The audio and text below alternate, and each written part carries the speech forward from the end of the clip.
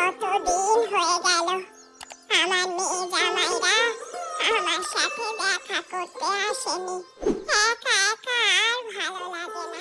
আমার যা রোগ হয়েছে বৈদ্যমশাই বলেই দিয়েছে আমার হাতে আছে আর মাত্র 15 দিন। এই শেষ জীবনেও মেয়ে জামাইদের কি কাছে পাবো না? পীর মেয়েকে একবার চিঠি পাঠিয়ে দেখি, এলে ভালো, না এলে আমার কপালের দোষ।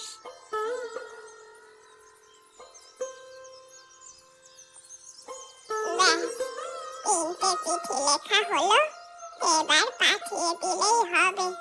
কি জানি জামাইরা এই বৃদ্ধা শাশুড়ির কাছে আসবে কিনা।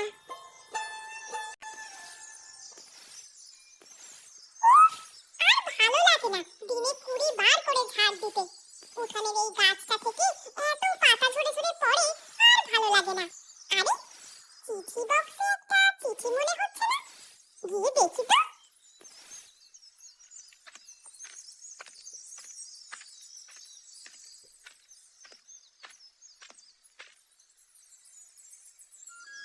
প্রিয় জয়া মা, আমি তোর মা বলছি। আমার শরীরের অবস্থা খুব একটা ভালো নয়। বৈদ্যমশাই বলে দিয়েছেন আমার হাতে আর 15 দিন আছে, সেটাও টেনে টুনে। এই শেষ জীবনে আমি তোদের কাছে চাই, তাই এই পত্রটা পাঠালাম।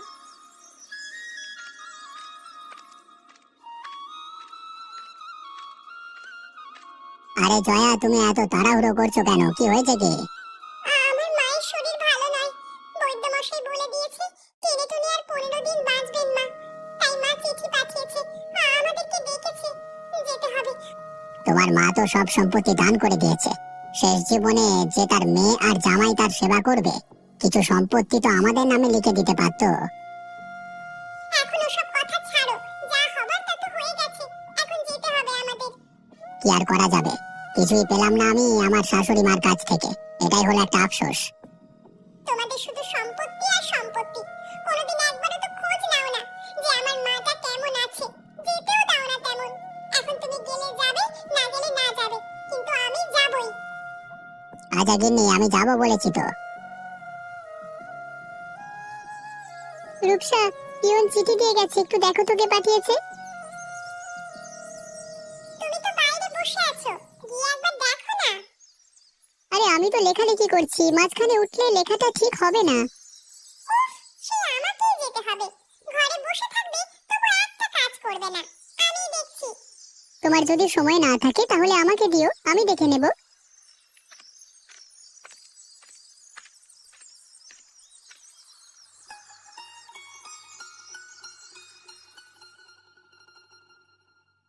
এই নাও ধরো চিঠি, তুমি দেখে নাও কে পাঠিয়েছে। ঘরে আমার অনেক কাজ বাকি আছে। এটা তো শাশুড়ি মা পাঠিয়েছেন। আরে রূপসা, তোমার মা চিঠি পাঠিয়েছে, তোমার মায়ের খুব শরীর খারাপ, ওই জন্য এত টাকাটাকি করছি।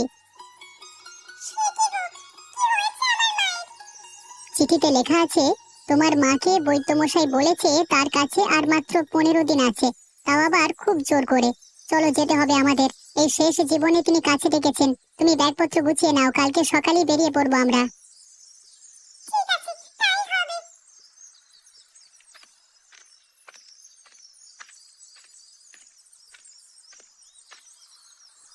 তোমার হাতে ওটা কি গো? দেখে তো মনে হচ্ছে চিঠি এসেছে। তুমি ঠিকই ধরেছ, তোমার মা অর্থাৎ আমার শাশুড়ি মা চিঠি পাঠিয়েছেন। তোমার মা চিঠিতে জানিয়েছেন তার আয়ু আর বেশি দিন নেই, মোটামুটি 15 দিন ধরে রাখো। শরীরটা খুব একটা ভালো নয়, যে কোনো মুহূর্তে সব শেষ হয়ে যেতে পারে। তুমি সব কি বলছো? আগেরবার গিয়েছিলাম, ভালোই তো দেখলাম। আমাদেরকে যেতে বলেছে, সব সময় তার কাছে থাকতে হবে। যেতে বলেছে যখন চলো, কালই বেরিয়ে পড়ি।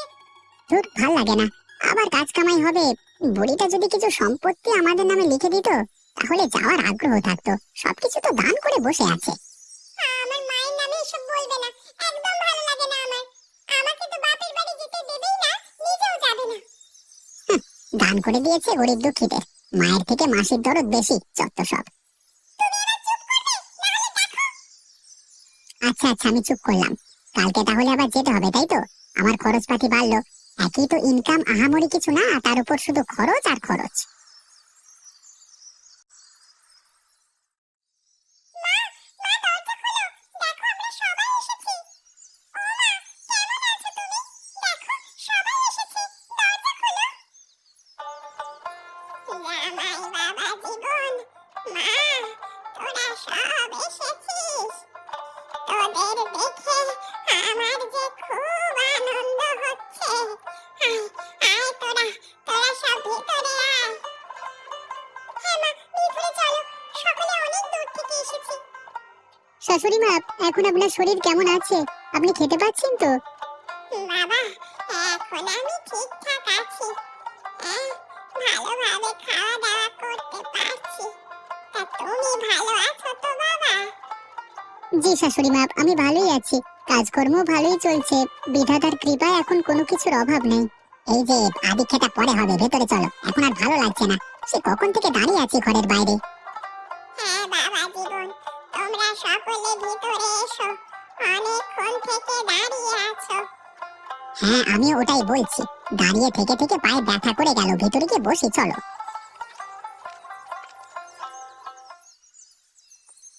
বাবা জীবন, তোমরা সকলে বসো, আমি তোমাদের জন্য শরবত তৈরি করে নিয়ে আসছি। আরে মা, তোমার শরীর খারাপ, তুমি বিশ্রাম করো, আমরা তিনজন মিলে সব করে নেব।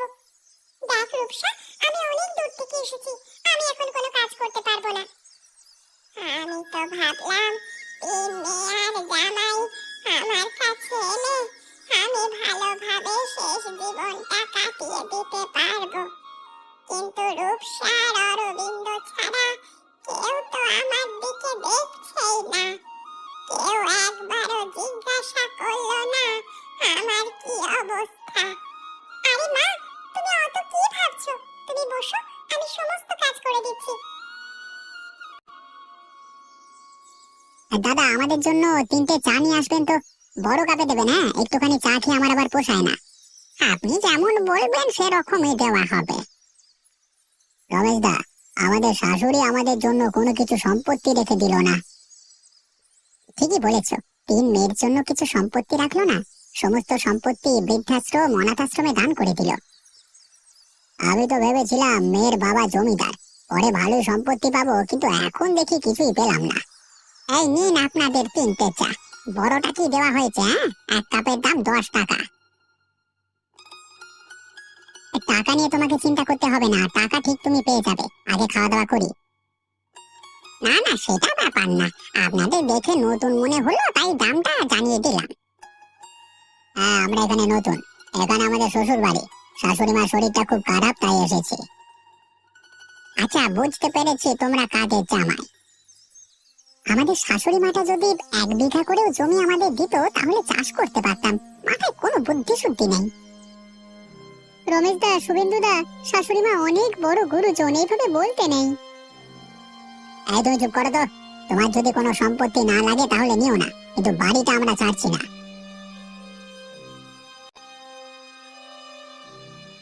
তোমার মাকে যা শক্তভক্ত দেখলাম, তাতে আমাদের থাকবার কোনো প্রয়োজন নেই, তুমি থাকলে থাকো, কিন্তু আমি কালকে বেরিয়ে যাব। কেন, কি হয়েছে? কটা দিন থেকে গেলে কি হতো না? মা কত করে বলছে। একদিন নষ্ট করলে আমার ব্যবসায় কত টাকা লস হয় জানো? ওসব তো জানো না। আর তাছাড়া তোমার মা যদি আমার জন্য কিছু সম্পত্তি রাখতো তাহলে ভেবে দেখতাম। ঠিক আছে, তুমি যেটা ভালো বুঝবে সেটাই করো। যদি মনে হয় চলে যাবে তাহলে কাল মাকে বলে যেও। হ্যাঁ, চলেই যাব, শুধু শুধু এখানে থেকে আমার লোকসান হবে। তোমার মা তো দিব্যি হাঁটাচলা করছে, ঘুরে বেড়াচ্ছে। মনে হচ্ছে বৈদ্যমশাই এসব কিছুই বলেনি, আমাদের সকলকে একত্রিত করবে বলে এসব কথা বলেছে। এতক্ষণে তুমি ঠিক কথা বলেছো, এসবই নাটক। মা সত্যি কথাই বলতে পারতো, এইভাবে ডাকার কোনো মানে হয় না। এখন 15 দিন যদি তুমি থাকো তাহলে এ মাসে ভালো রোজগার হবে না। আরে আমি ওই জন্যই তো বলছি, তোমার মা যদি কিছু সম্পত্তি আমাদের নামে লিখে রাখতো তাহলে ভরপুর সেবা করতাম। আমরা যখন কিছুই পাবো না, শুধু শুধু থেকে কি হবে আমায় বলতে পারো? চলে যাবে যখন ঠিক করেছো তখন কাল মাকে জানিয়ে যেও, না বলে গেলে আবার কষ্ট পাবে। সে তুমি চিন্তা করো না, আমি জানিয়ে দেবো, আর তুমিও শুনিয়ে রেখো, কেমন? কি রে করিম, এত ভোরবেলা আমার কাছে কি কিছু দরকার আছে নাকি? গিন্নিমা সেসব কিছু নয়, আপনাকে একটা কথা জানাতে এলাম। কি কথা জানাতে এলি রে? কিছু হয়েছে নাকি? না না, তেমন কিছু হয়নি। কালকে সন্ধ্যায় তোমার 3 জামাই আমার দোকানে চা খেতে গেছিল, তা গিয়ে আলোচনা করেছিল সব। তোমার দিকে কেউ দেখবে না, সবাই তোমার সম্পত্তিটা কি চায় বুঝলে। তুমি তো সবকিছু দান করে দিয়েছো, তাই জন্য খুব রেগে আছে তোমার 2 জামাই। কিন্তু ছোট জামাই খুব ভালো। সে আমি সবই জানি, কিন্তু তোকে একটা গোপন কথা বলছি।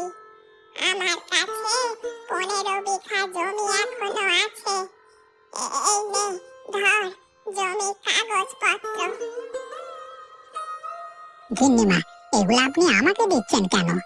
প্রথমে তো ভেবেছিলাম 3 জামাইকে 5 বিঘা করে জমি দেব, কিন্তু এখন দেখে মত বদলেছি। এই কাগজপত্রগুলো তোর কাছে রাখ। শেষ পর্যন্ত যেই জামাই আমার কাছে থাকবে তার হাতে তুলে দিস, সে হবে তার প্রাপ্য। আচ্ছা গিন্নিমা, আপনি যেমনটা বলবেন তেমনটি হবে, আমায় বিশ্বাস করতে পারেন। আমি তোকে বিশ্বাস করি বলেই এই 15 বিঘা জমির কাগজপত্র তোকে দিচ্ছি রেখে দেওয়ার জন্য। যত্ন করে রাখিস বাবা। গিন্নিমা, আমি যত্ন করে রেখে দেব। এখন আমাকে বিদায় নিতে হবে।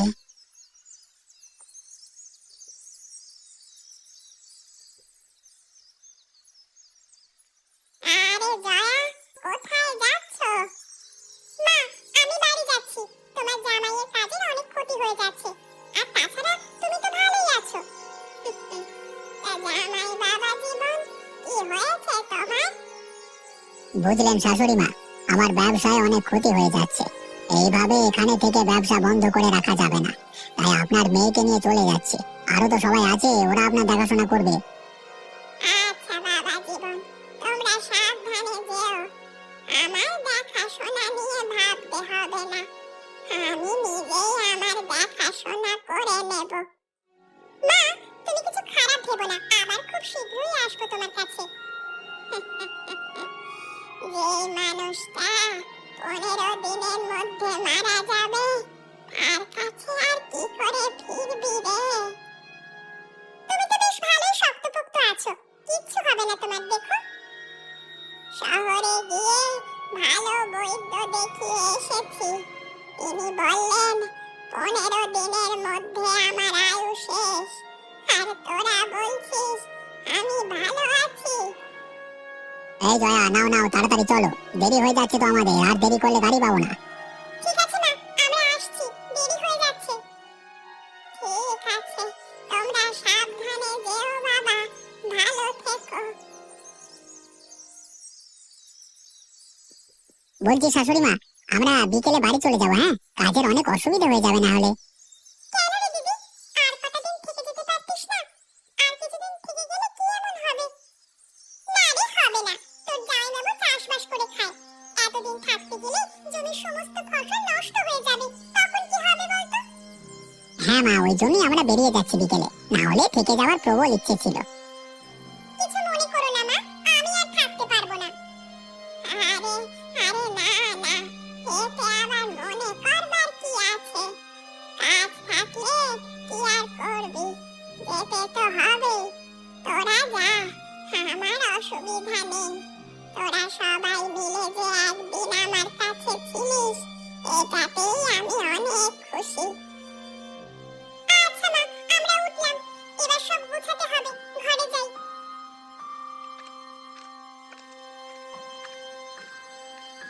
রূপসা, অরবিন্দ, তোমরা কখন বেরোচ্ছ? কেন মা, আমরা তো একবারও চলে যাব বলিনি। আপনি তাহলে এমন কথা বলছেন কেন? সবাই চলে গেলেও আমরা দুজনে তোমার সাথেই থাকবো।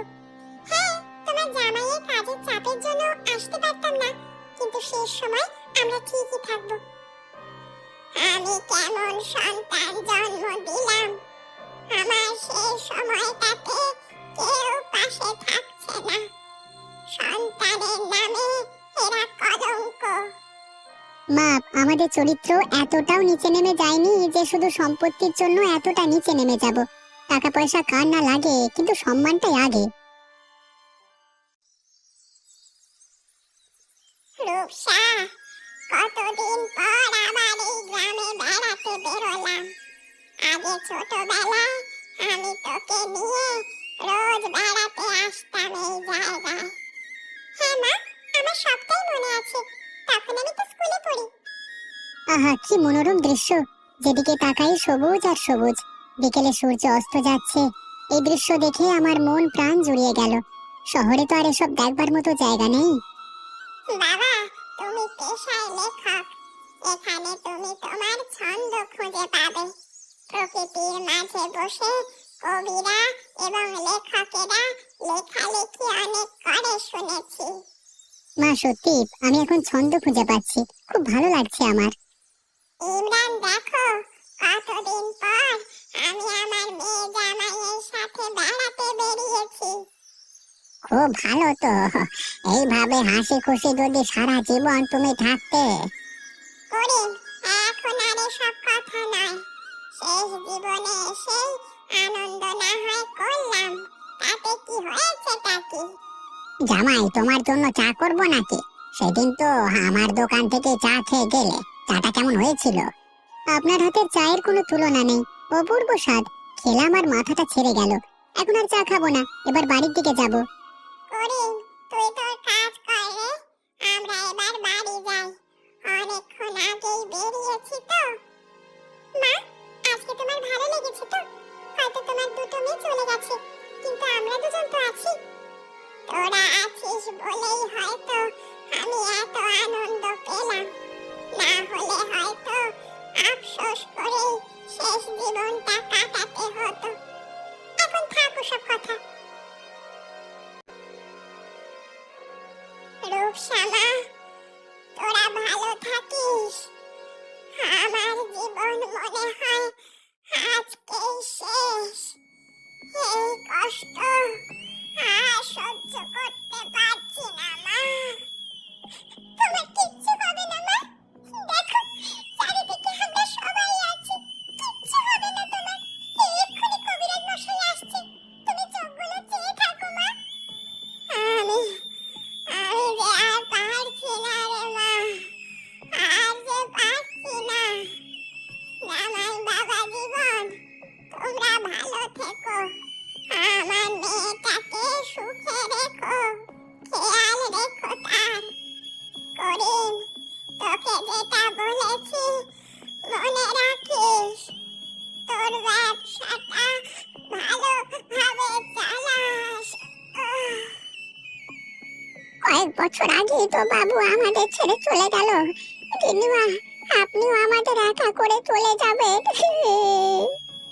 সময় ফুরিয়ে এলে যেতে তো হবেই রে, কিচ্ছু আর করার নেই।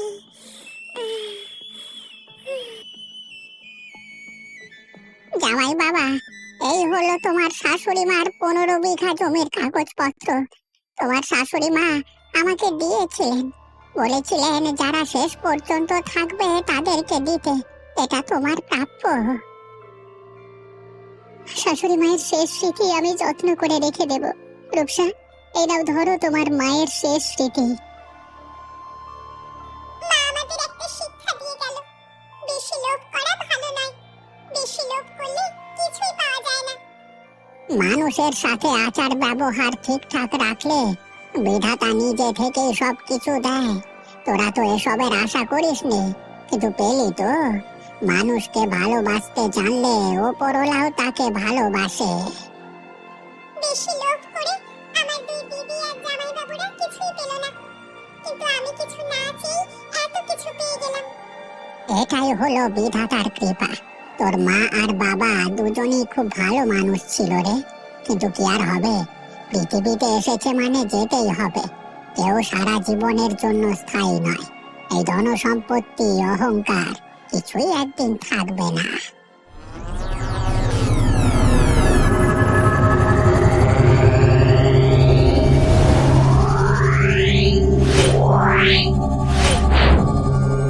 Yeah.